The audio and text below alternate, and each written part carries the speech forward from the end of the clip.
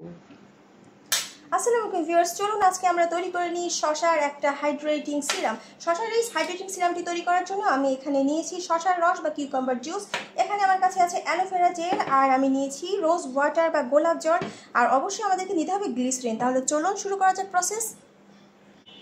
আমরা এখানে 3 চামচ পরিমাণ নিলাম শশার রস, এখানে আমরা নিয়েছি 1 চামচ অ্যালোভেরা জেল, এখানে আমরা নিব 1/2 চামচ গ্লিসারিন, আর আমরা নিব 1 চামচ রোজ ওয়াটার। রোজ ওয়াটারটা অবশ্যই অর্গানিক হতে হবে।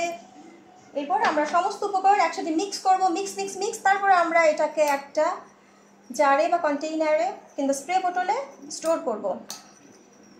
দেখুন তৈরি হয়ে গেল আমাদের হাইড্রেটিং কিউকাম্বার সিরাম। এটা আমরা আমাদের স্কিনে, আমাদের ত্বকে যখন লাগাবো আমাদের ত্বকের কালো ভাব দূর হবে, আমাদের ত্বক টান হবে, আর সব থেকে বড় কথা এই গরমে প্রচুর হাইড্রেট প্রোভাইড করবে আমাদের স্কিনে। চলুন এটাকে আমরা একটা কন্টেইনারে স্টোর করি। দেখুন এটাকে আমরা একটা সিরামের বোতলে ভরে নিয়েছি। এখন আমরা এটাকে অ্যাপ্লাই করব।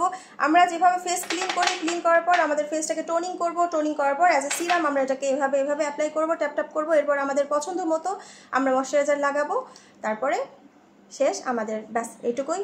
সবাই ভালো থাকবেন। আশা করি এই সিরামের রেসিপিটি আপনাদের পছন্দ হয়েছে। আল্লাহ হাফেজ।